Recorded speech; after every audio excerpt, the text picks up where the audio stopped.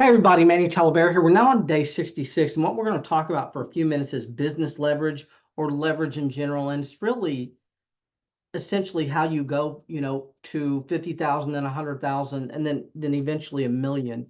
And how you do that is you use either other people's time and money to make money, or you create something one time and you sell it over and over and over again to make money. And what you really want to think about is which one of those things you're going to do. So you can be in a service business and you can sell something and you can have other people doing all of the work. And so they are actually putting the product out there and you're going to make a lot of that money. Or you can, like I said, create something yourself one time and then sell it.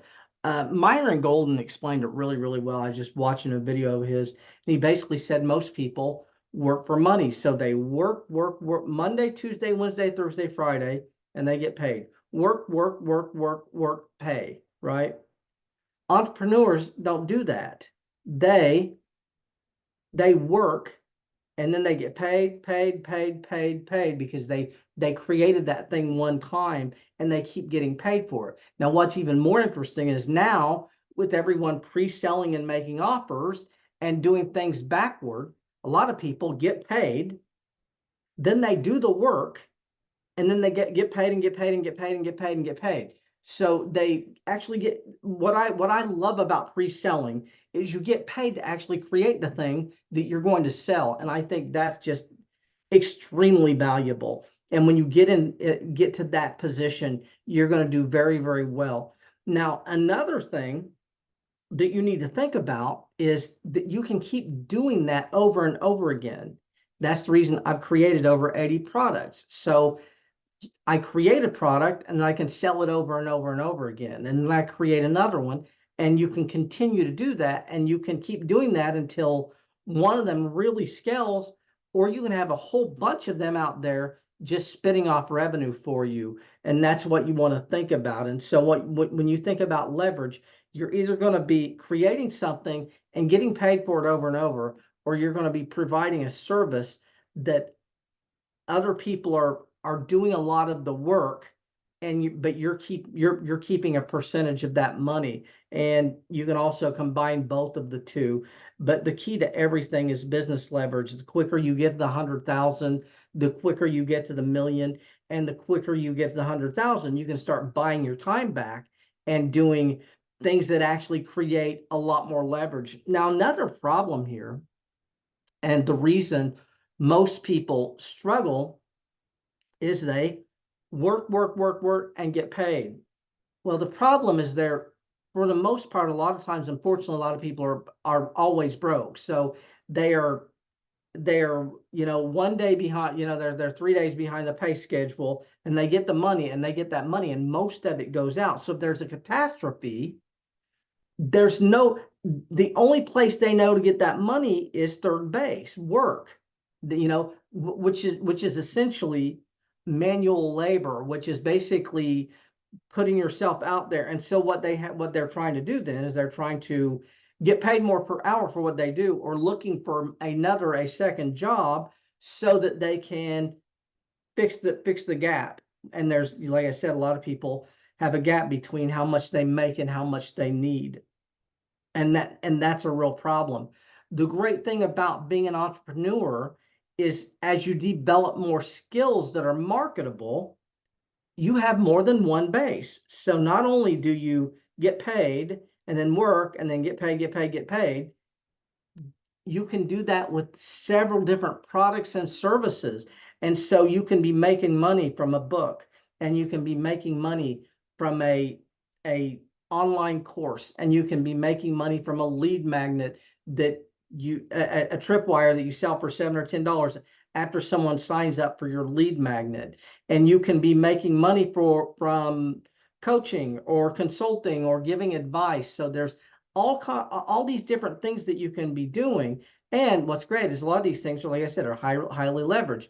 A lot of these things you're getting paid, you're doing them once and you're getting paid over and over and over. And writing books, creating courses, creating, and things like that are extremely valuable. And what's interesting about the coaching, and this is another thing, And I learned this way, way early on, and it's extremely valuable. Well, like once you hit a certain level, you get paid before you do the work, right? So we get paid and then we do the work and we get paid over and over again, right? Well, what's interesting about that is most people out there, they're working 5 days to get paid at the end, and they're getting paid after they do the work. Well, what's great about this is if you decide to sell within reason anything, but what's great about this is if you say, let's say you want to put 50 people into a $1,000 coaching program. You're going to charge 50 people $1,000. They're each going to give you $1,000. You sell it before you actually even do it. So the great thing about the leverage there is you're teaching it to 50 people at the same time.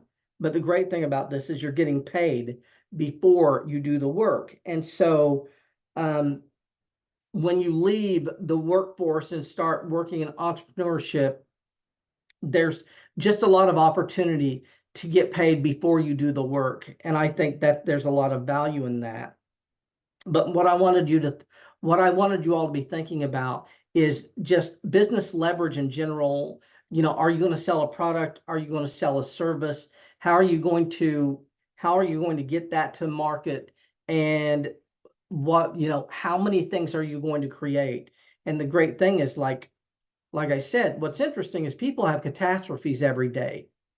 And unfortunately, the people who work, one catastrophe just takes them out of the game. If you have a flat tire and you don't have the money to fix a flat tire, you're pretty much toast. There's like not much you can do there. But when you're an entrepreneur and you've created a lot of different things that you can sell, you can just float out. You can either A, float out a brand new offer you've never floated out before, or B, go to one of these oil wells that you've already created that spin off revenue once in a while, and you can float it out. And as you build audiences, and what's interesting, we talk a lot about building an audience of potential buyers. You're going to build many, many, many email lists. What's interesting, when you go to Aweber or Google or GetResponse or whatever, and you start building email lists, you're going to have many, many, many email lists. And what's great about it is people opt in, they sign up for your thing, and they either buy or they don't buy. Let's say they don't buy. What's great about it is you might have an email list of 2,500 people. 2,000 of those people have never bought this thing. But what's interesting is 6 months from now, you could send that same offer, and some of those people who didn't buy originally end up buying. And so what's great about this is when you have a catastrophe, it's easy to find money somewhere. And the more things you had to sell, and the more lists you have, the more people you have on those lists, the easier it is to sell it. And I will talk about Tailwind money since we're kind of going over this. And I think this is also a very, very interesting. And I've seen people talk about this in the groups, but I kind of coined the term Tailwind money, because that's just how I look at it. So how this works is we create an offer. Say we're going to sell a course. We're going to sell it for $497 or 3 payments of $166 or whatever you're going to do, right? So you're going to put this thing out there, and you sell 20 or 30 or 40 of them, or whatever the number is, over a period of about 5 to 7 days. What's interesting is a lot of times you will make those sales over 5 to 7 days. 90 days from now, unless you go in and turn that offer completely off and fix it to where no one else can buy, people will just buy it from you. You'll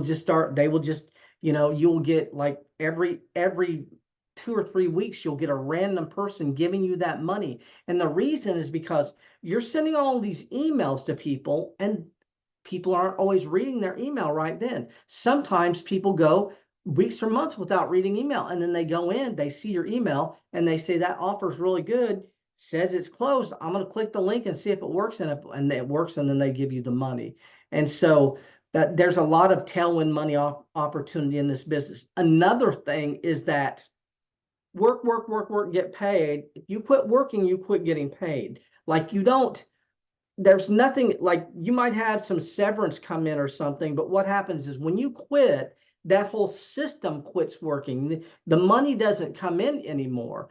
But with Tailwind, with entrepreneurship and what we're talking about here, which is creating something and selling it for a long period of time, not only do you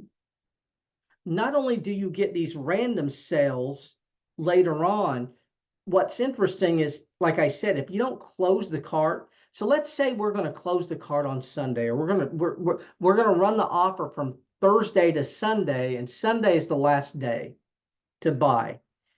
I tell you now that if you don't close the cart, even though you're not making the offer anymore, you will get sales on Monday, Tuesday, Wednesday, Thursday, especially if you have a very, very large list. So if you've got a large list, what will happen is you're going to get most of your sales the last day, because people wait until the last day to buy. But what's interesting is at midnight on Sunday, on Sunday, some places it's 9 a.m., some days it's 6 p.m., some places it's 6 p.m., because you got all these different time zones and things. And then, like I said, what will happen is people will show up after the fact, try to buy to see if the link will work. And if the link will work, the money will generally come in. And I'm